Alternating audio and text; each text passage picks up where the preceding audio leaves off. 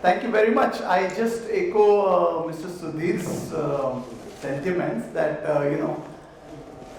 for the people who are around, I promise it will be an interesting session. I think I was telling Shirish when we talked that probably he saved best for the last, and Sudhir, I think you would agree that never mind number of people don't necessarily represent the success of the program here at this session. But once again, thank you, PI. Everybody from the PI team who has been working very hard to put this show together. A lot of hard work has gone into conceiving the program, getting the experts across the value chain around, putting thoughtfully the stream of topics, and probably this is it, that the panel now aptly talks about the OEM perspectives. And I think after what we heard through the day, probably it's a befitting time to just hear it from the people. And just setting the context, we clearly know that manufacturing sector is one of the largest contributors to the GDP in India today. Although its share has been steadily falling, and the government has taken note of that, and it has taken concerted efforts to actually kickstart the manufacturing sector once again, whether it is Make in India, whether it is production-linked incentives, whether it is Atmanirbharta. So a lot of efforts are going in there to step up Indian manufacturing sector. And the results are there to see.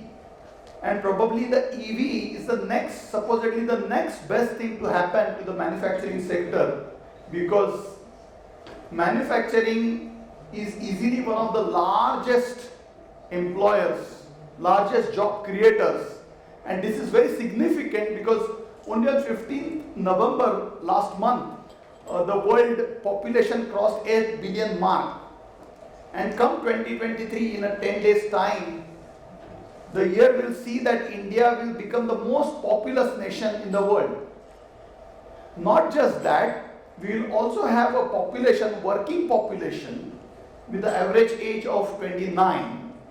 That is the highest in the world. So this demographic dividend need to be harnessed, which will spin the wheels of Indian economy and take us to the Prime Minister's dream of developed nation by 2047, or even within the top 3 economies in the world. But then this demographic dividend is not for taking. We have to work for it, and we do not want to create jobs like security watchmen or delivery boys or retail sessions. We have to create value-added jobs, and that's where I think the manufacturing sector plays a big role. The manufacturing, I think Mr. Sudhir again wonderfully spoke about manufacturing of yesteryears and manufacturing of today. There is a sea change, as we heard him say. And the sea change is coming in the form of numerous geopolitical, trade-related, global supply chain related, global compliances related drivers. And one of the very stringent driver in today's times is environmental social governance norms.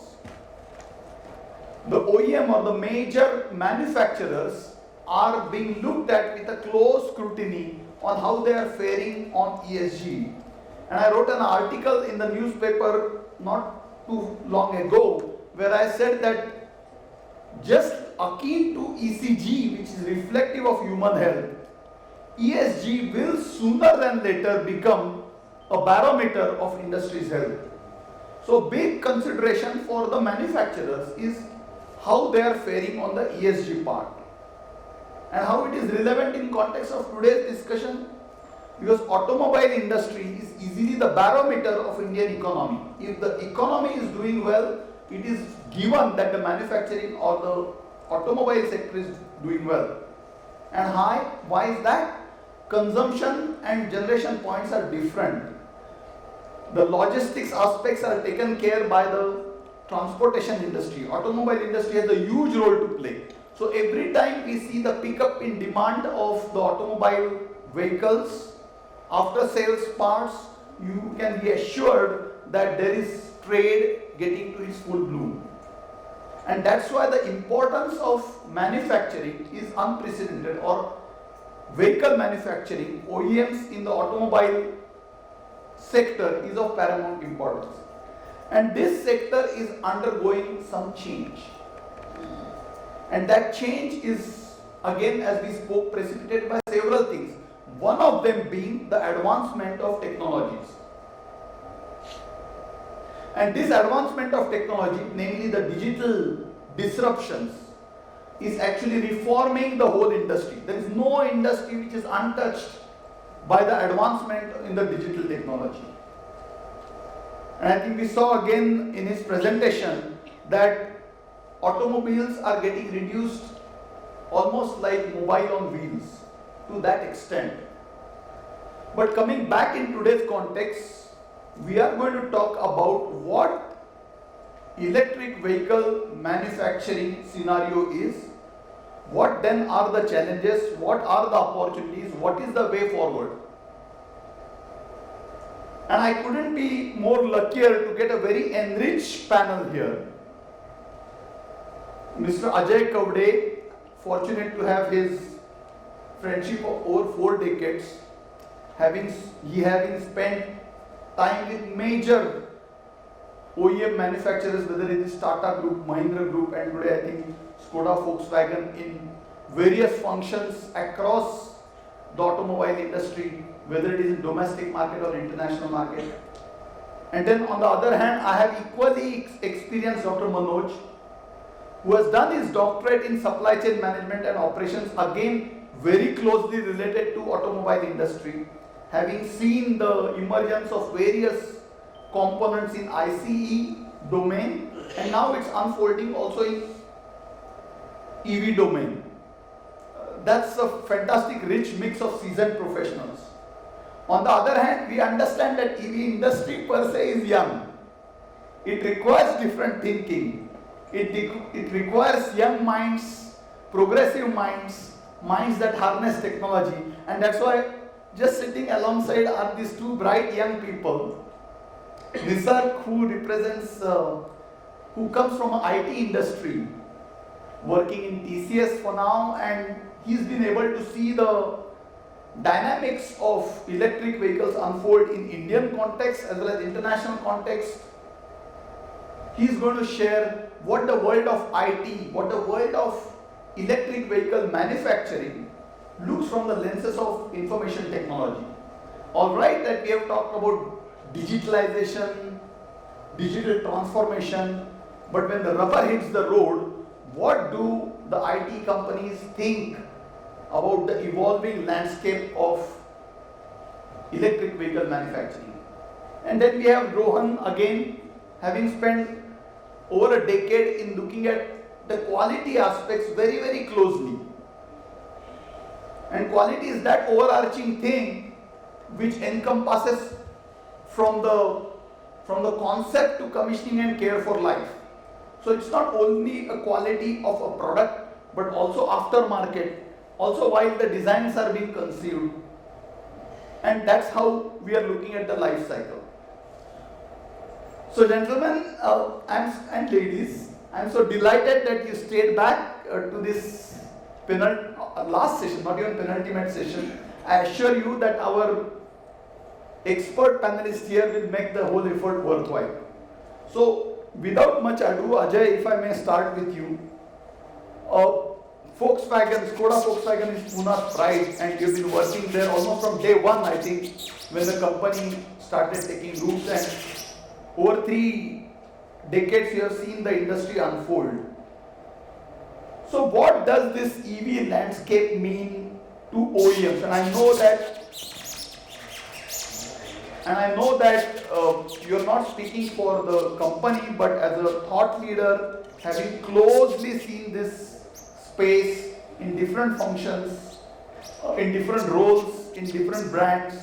So will you please share some insights? Hello, yeah. So thanks a lot, Dr. Utgikar.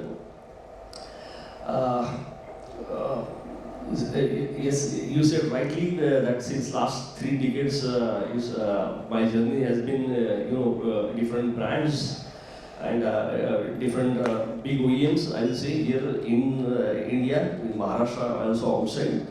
So yes, definitely EV is a new thing which is coming in. I will not say coming in; it has already come. We are discussing about whether what are the challenges, what are the opportunities. But yes, it is there in front of us, and I think more or less every industry has already started gearing up to cope up with it and to make a progress together with it. Okay, as far as our India is concerned, the progression of the EV in last year there was a sale of almost, let's say, 3.5 lakhs of vehicles. Unfortunately, hardly 4% of that particular segment was only for the passenger cars. The main sale was in 2 and 3 wheelers. Okay, so passenger cars are moving a little slow. Of course, there are the reasons why it is so. Number one is it's being battery operated. It has got a range anxiety. Sure. Second is it's a car price that is very high. Third is battery is getting degraded very fast. So these are the different reasons, and on top of it, how do you charge your batteries fast? So that is the last reason why EVs. I mean, people are thinking what to do twice exactly before going and buying these particular electric vehicles. So definitely these are the challenges ahead of us. In the morning only, Mr. Goswami said that whenever there are challenges, there are opportunities. Sure. So I am sure there are opportunities also, and together I think everyone, I am sure will be able to conquer those challenges and will utilize those opportunities in a positive way to make this particular business model successful. I'll give an example. Few months back, I was in Czech Republic, and there also the electric vehicles have started coming in very fast. Okay, right. We have already come out with our car ENIAC, and we were just doing the comparison between our normal SUV, IC engine, and electric vehicle. Yeah. Okay, the car is robust, the car is wonderful in performance, and people really want it. So we requested our management that we should have those cars here in India as well. So I'm sure a few of the luckies would definitely see some electric cars of Volkswagen going, passing through. I'm sure it must be either an ID4 from Volkswagen, ENIAC, or Audi e-tron. And believe me, company is doing a lot. Rather, people are going turn by turn and using those cars to take them out, show to their friends, families, and how can, I mean, it's a kind of, advertisement kind of thing. So I'm sure these cars will definitely come into the India, but as I said, cars are costly. But yes, manufacturing has to happen so that the cars can be brought down. So right now, the process advancements have been taking place and the research is being made how we can bring down these prices in the car. Okay, so I'll give you an example. For example, in BIW, what we call in automobile language, that is body in white. The bodies are specially designed for this particular electric cars because the battery weight is a constraint. Okay, but over than the battery density is one of the major part.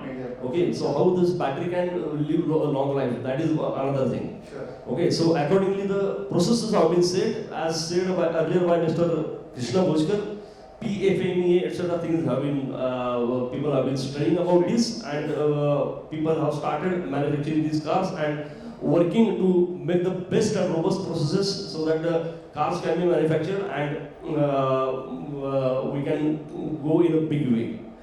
Last is assembly. Okay, so when we talk about assembly, also we spoke a lot about handling of the batteries. Okay, in handling of the batteries, when we talk about it, nowadays we are talking about industry 4.0. But here I will say this industry 5.0 thing comes into the picture. Industry 5.0 talks about the human-centric approach. In human-centric approach, basically a human is kept at the center. Even though we have the high technology, how we can teach the operator, the person, so that he can handle the batteries, he can take the things forward, so that the best of the production and best of the output can be derived. For this, the efforts have been taken. So with this, I think with this progression, the things will start setting up. Companies will have to take more precaution about setting up the plant as far as the batteries are concerned. Also the monitoring. So the intelligent monitoring with the image cameras, etc., to check the increase in the temperature is also being taken care. Sure. So with this approach and with these functionalities, I am sure we will come in a big way, and we will slowly start manufacturing the cars very fast here. So in a world that is increasingly getting polarized on different brands, there is a good news from Volkswagen that sooner than later we will see some EVs from Volkswagen. But on a more serious note, what I heard you say is that you have taken cognizance of the problems or challenges that exist in making EV successful. There is a concerted effort that is going on, whether it is cost reduction, design, safety, quality aspects, and those all are being readied for launch in near future. Correct? Wonderful, wonderful. So, Dr. Manoj, can I come to you? You know, in the session earlier, we saw so many people talk about the testing aspect, and whether it was the battery, its safety, its the life of the vehicle, and there were so many concerns. Now testing, and we had some insightful talk by Mr. Dande and also the other gentleman from ARI. Walk us through what is the role that testing governing bodies are playing, and someone who has looked at this very closely, would you like to throw some light on how the testing aspect of the EV manufacturing is panning out? Thanks. Thanks, gentlemen, for staying back. Population is 1/3, but good population around. So thanks to you, and thanks to the organizers for calling me here from Delhi. Testing, what we do, right? For mic testing was happened with Mr. Ajay, so he did the testing. In daily life, what we do when we put up a new tube light or bulb or anything at our home, we just check it first. So that is the testing. So in simple terms, that is the testing. In coming specific to EV, what is important is whatever is made first or going to be made first is to be tested for its performance, reliability, repeatability. So for that, testing standards are made by the governing bodies, regulating bodies, and AIS standards are there in terms of the performance, in terms of the safety, in terms of the range. AIS 038, AIS 048, AIS 156 covers on the safety aspects, and all those test standards are to be followed religiously by the manufacturer. So what is happening, and already discussed in a bit in the past sessions, is the startups are in a bit of hurry and they really don't know the real importance of the right designing, right testing, and then only putting that into the field. So to get the names, the OEMs have spent decades and decades, and to make the product good, they have spent 3 years, 4 years, 5 years before the launch. And startups, most of them are unfortunately doesn't know or doesn't want to understand that. Time to market, they're in a hurry to get into the market. They are in too much hurry, and that is spoiling their name as well as industry, the name and the product name. Otherwise, I have seen EV running very, very well in China, in London, in UK, and in New York, USA. There is absolutely no problem in these vehicles if they are done testing well, designed well, and they are launched. So absolutely, and the testing is very, very important thing I want to emphasize for the startups. Understood. So I think the importance of testing can't be overemphasized, and I agree that the enthusiasm to crash the time to market. They are perhaps cutting some corners, and probably the government needs to pitch in to enforce some of the stringent That's why the revision in the AI standards is on the cards. yeah, On the cards. December and March They are the revisions plan. Okay. So quickly, Mr. Can I come to you? I mean, we all heard intently about the session on digitalization. So, like I said, mobile on the wheels. There is so much IT that is built into the car. There is condition monitoring. There is machine learning. There is artificial intelligence in play, and I think all that is becoming reality. And we are seeing that the cars are getting smarter. So, coming to the EV manufacturing landscape from an IT standpoint, do you see a big play for the IT players? And if so, anybody with IT capabilities starts making car. Is that what it is? Or how does it work? So, how much big the IT play is evident from the presentations that we have seen. In each and every presentation that we saw, very sharply talked about digitization, very sharply talked about the software and the IT play. So, the transforming landscape of this auto industries to the case word which we say, the connected, the autonomous, the shared and the electric versions. So each of these, the CASE has very large play of software and IT. Mm-hmm. If you see the roles of auto OEM these days. So right. Earlier it used to be only car manufacturers. Sure. But now if we see them play into this ecosystem, they are seen more as an ecosystem orchestrators rather than only being a car manufacturer. Right. So we just heard about a Tesla car in which you see you go while you just put a location, you get some notifications in between that your tire pressure is low, or maybe you are having the battery is going to be low in some 15-20 miles. You have a charging stations lying nearby. All these intelligent insights coming to you. Sure. There are cameras who are capturing this analytics on image analytics. Sure. So the data which is captured from each and every part of this electric vehicle, getting analyzed, processed, and then moving forward. So this plays really huge. One more thing which I would mention is that, not only this part of it. Say for example, we talk about the charging stations, where you go and charge your vehicles. You need a mobile app to go and schedule your charging session. You need to make the payments which are secure enough.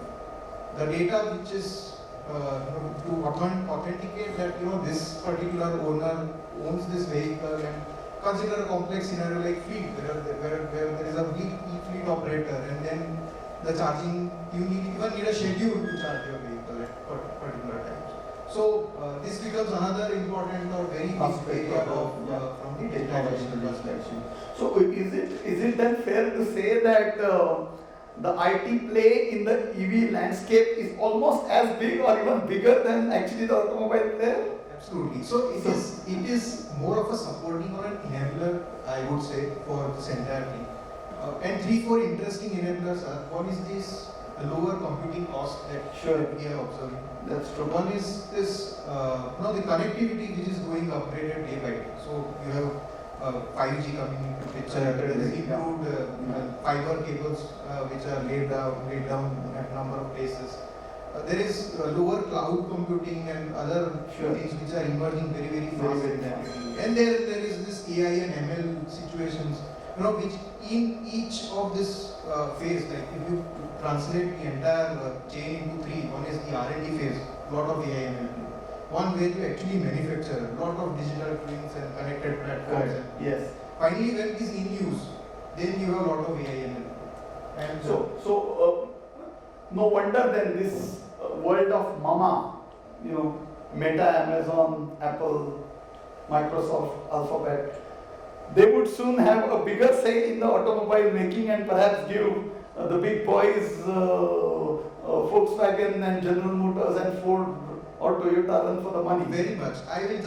This quickly reminds me of something like, the subscription which is right now, which is getting very much into. So, if you own a car, Then there are interesting subscription models which Right. can be supported by digital platforms. Mhm. So you not only charge your car, you also plan for a, say for example, a car wash, or Mhm. maybe you link it with some retail outlet. Sure. So very interesting business models And which you this even- digitization can support and even expand or extend the play of maybe auto AMs or even larger. Interesting indeed. So the days aren't far where the EV landscape will also be dominated by the big digital players. But just coming to you, Rohan, batteries, more batteries and more batteries. And there has been enough talk about batteries and challenges around batteries, and it's almost like batteries are singled out as villain for the EV failures, the all testing. Right. But end of the day, they are going to function only as correlated with the loads and duties and programs that they are subjected to. So you've been looking at the quality aspects of this battery play for long. So what are the OEM considerations for manufacturing of EVs as far as the battery goes? Right. So first of all, thank you for bringing the demographic distribution of India. So that's what you guys are seeing here. Sure. And also thank you, sir, for you bringing out that quality and testing is what needs to be Absolutely. made known to the customers or the manufacturers. So what I have a decade of experience. I'll speak on based on the experience that I have.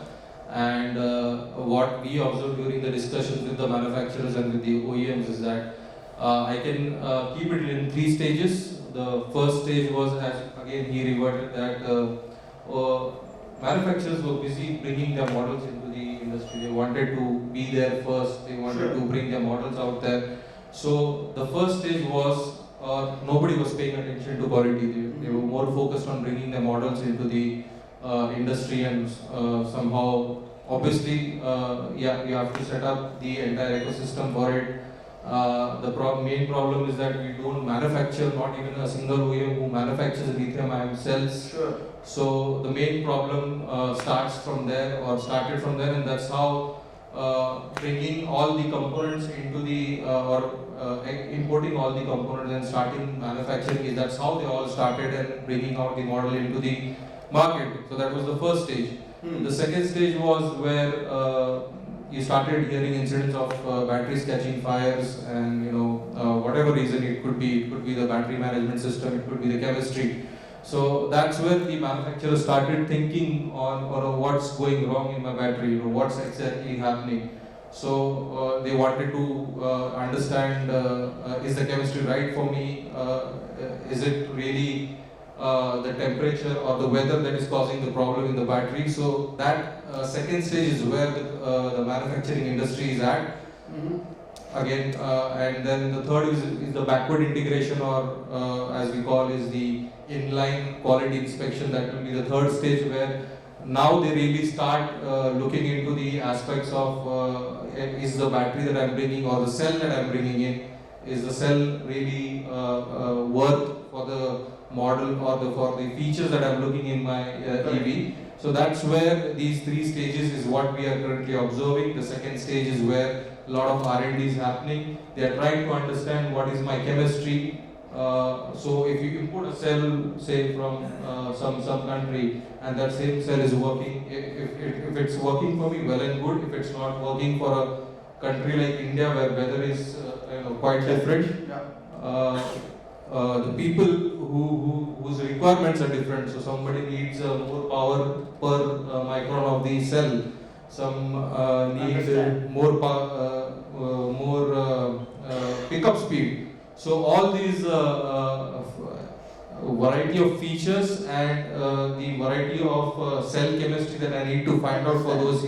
This is where the industry is currently standing at. So that's what we are observing. So more and more questions about battery and its life, and then repurposing 30% of the battery, cost, and then so on and so forth. But that's on another day, another time. But Ajay, just coming back to you, going from ICE to EV manufacturing means a massive change in the assembly line, change in the down from components by 60%, 70% depending on what configuration is. Aftermarket changes, changes in fuel dispensation, changes in several areas to do with skilling, reskilling. So it calls for some mammoth capex investment in people in reskilling, creating jobs for the disruption that we are causing, and assuming all these EVs are getting charged on the renewable energy, because otherwise, if you are charging the electric vehicles on a fossil fuel, then the whole discussion about decarbonizing transportation sector using EV doesn't fructify. It doesn't help the fight against climate change, or it doesn't help the decarbonization per se and sustainable climate action. So, should the transition be a step change? Should it be phase wise?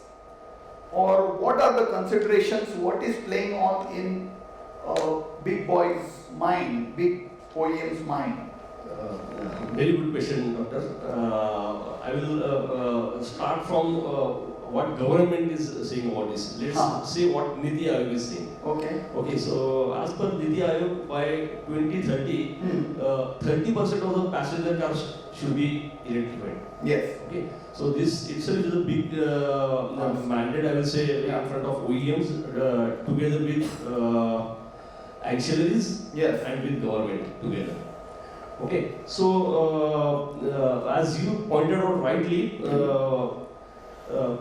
companies have invested mammoth. Okay, let it be industry 4.0, let it be a transition from BS4 to BS6. Absolutely. Companies have invested a lot. Massively. In addition to this, the vendors have also been developed like anything. Sure. Okay, so this ecosystem is already developed to complement this particular change. Sure.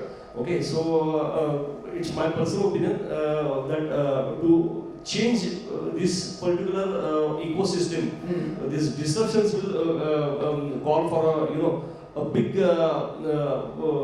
impact on the Indian industry. Okay, so these ancillaries need to be prepared, need to be developed, need to be handheld so that they will take care of the required ecosystem, keeping the target of EV vehicle by 2030. Sure. So I think as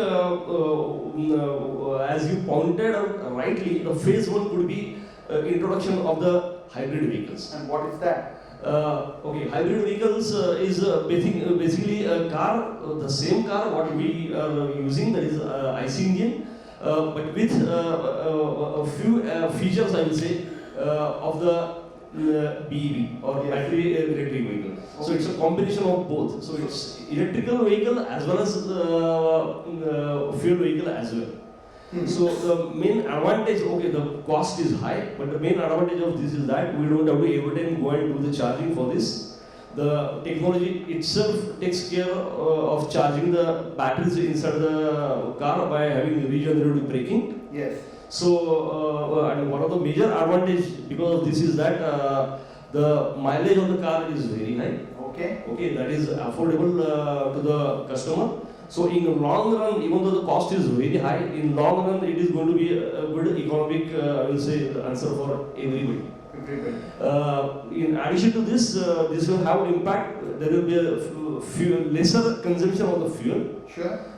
We also talk about carbon footprint. That also will be taken care of this. Sure.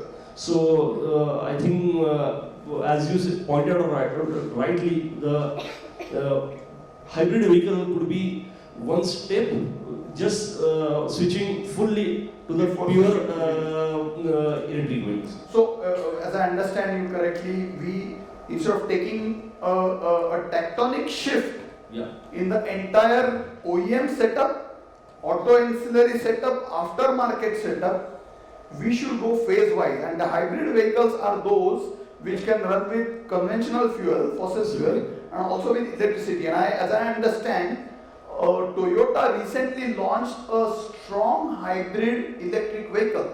This strong hybrid electric vehicle is able to take ethanol blending up to 100%. So this strong hybrid can run on ethanol blending in excess of 20%. Normal IC engine that actually is on the road today Yep. can take ethanol blending to the extent of 20%. And this strong hybrid with electric vehicle feature added can take a lot of biofuel. Absolutely. Biofuel being the oxygenating agent helps complete the combustion. So there is less particulate matter emission, lesser the human health hazard, lesser the air pollution, lower the greenhouse gas emissions, and as a result, and we are including the farmers into it because biofuels get into it. So I think Absolutely. what you are suggesting is a way forward. Even I think that the massive job disruptions or reskilling that may be required may happen phase wise. Exactly. So by that time, the companies have sufficient time to handhold the anxieties, develop the ecosystem, and then slowly, once looking at the market situation, slowly they can introduce their cars, and then it can switch on the fully electric. And by then I think that allows the renewable electricity also to build to such an extent where it is not only having a higher capacity share but actual generation share also. Yeah, absolutely. So in a way strong hybrid EVs will allow us to get the best of both worlds. You ring fence the jobs, the infrastructure, the capex that is heavily invested, and you also harness the new advancement. I think that's a great Yeah. insight you throw. Yeah. And I think in the conference, Shirish, we never spoke earlier about hybrid EV, so I think that's a wonderful point Ajay makes. Very good, Ajay, thank you. So Manoj, coming to you again, there is this apprehension about how safe is EVs, and we had these incidences on two-wheelers, and you explained the reasons that they are in a hurry to drop the timelines and all that. But what are those tests that have to be done, and how we can reassure the manufacturers, because as from the battery point of view, and also end consumers, that EVs are safe to use if they are not tampered with. I mean, there are people who also change some features and do something. So would you like to talk one level deeper on the testing part? It is so critical. Sure. So primarily it will start from the design stage, not even testing. So what OEMs are doing is the real design, real testing, and real product they are. Whereas few of the startups are just doing the assembly, and that too unmindful assembly. They are just putting up, they are just bringing some kits from here and there, and they are not designing it well, and just assembling whatever XYZ which is not compatible. Without customizing it to the Without conditions, customizing to the conditions. whether it is temperature, humidity, load factor, Exactly. any quote-unquote abuse that we use, and Yeah, absolutely. So that is the main reason why they are taking, and what will happen? All those who are bad will go out, phase out, and only the good ones will remain, and it will be a complete safe environment and safe vehicle in future going forward. So I absolutely see no problem in the EVs running very, very well in various other countries, and why not in India. And as the technology evolves, what happens with every new technology, that is what is happening with EV. And then certainly we will have the good EVs running, and there will be absolutely no problem. And overemphasizing will be certainly the design, testing, and then launching. So, in the earlier session, I think Shirish asked this question to Nitin Lande, and he spoke at length about what ARAI is doing to ensure that the vehicles on the road, EV vehicles that are being rolled out, are safe, are secured, are well tested. So why we can't emulate such, Sure. expertise in other parts, and why we can't learn from ARAI experience? Sure. So ARI is doing wonderful job releasing the AIS standards, modifying them, revising them. Very recent revision is on AIS 038 and AIS 156 getting effected from December 22 and March 22 in phased manner. So we can certainly learn, and this is what is to be done. There is no other leeway. Probably the government is giving the leeway at this moment to promote the EV. They are probably not overemphasizing on this, and probably the government's mind is that things will fall in place and good players will remain and good products will remain. Probably. It happens in all industries. That Consolidation, yeah. Eventually it gets down to the consolidation. But quickly, Nisarg, Shirish is signaling that we are running out of time. But you know, you have this analyst cap on your head, and you've been minutely observing the evolving landscape of EVs, not just in India, but also in Europe and in America, where all this is taking.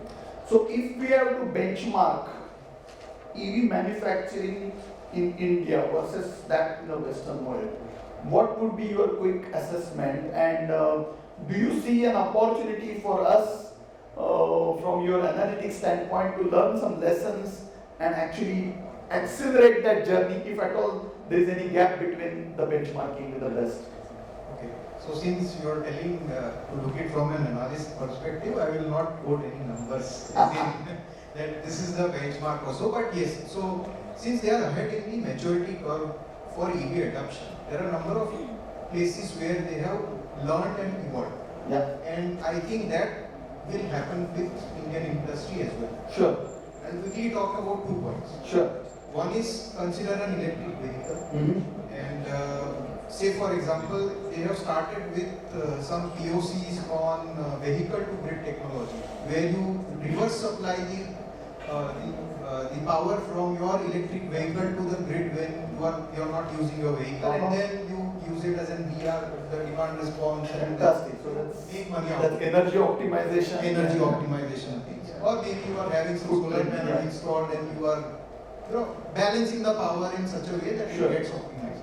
This is yet to come. This is wonderful, yeah. Second is consider something like battery or battery manufacturing area. Then what is next level? Next level is the battery repurposing of batteries. Very good, Where the large vehicles like the bus or truck has some bigger batteries.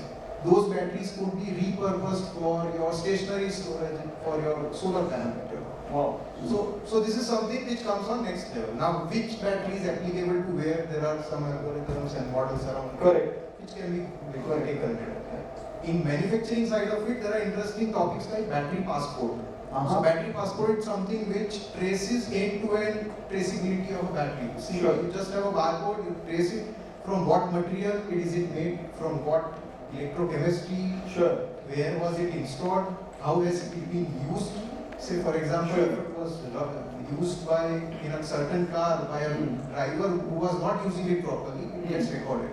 So your remaining useful life calculations will depend on the SOC, and multiple other factors like that. And that goes up to the recycling area. All the way to the life cycle. So this is how cradle to the grave, so to say. so I not say this is a gap, but this is an evolution or maturity gap which we are observing and which will be definitely covered. But I think you make a great point. Repurposing, and somebody was talking, where I worked for wind industry over a decade and also solar industry. So we have these huge blades which are not biodegradable, or even solar panels. So our enthusiasm to solve today's problem, we are probably creating problems for tomorrow at the end of life cycle. But then there is a hope in terms of technological advancement to repurpose it, track it, and probably Very essential element of Industry 5.0, where you talk about human and strike a fine balance between people, planet, profit. Yes, absolutely. Value.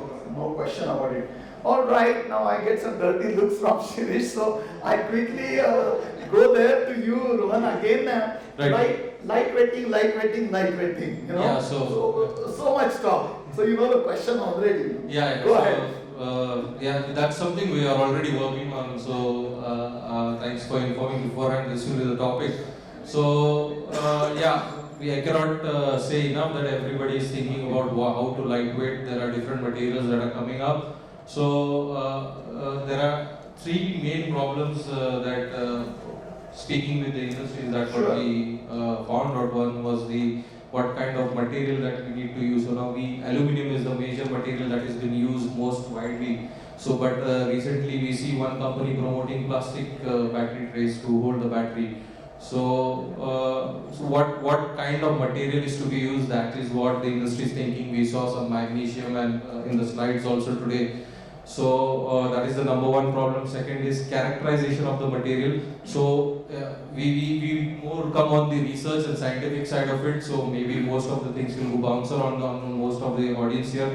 But just keep it in the layman terms. It's what is the particle size is that what is becomes very important when you are trying to characterize a material for getting a lightweight battery tray. And the third is porosity of the battery tray.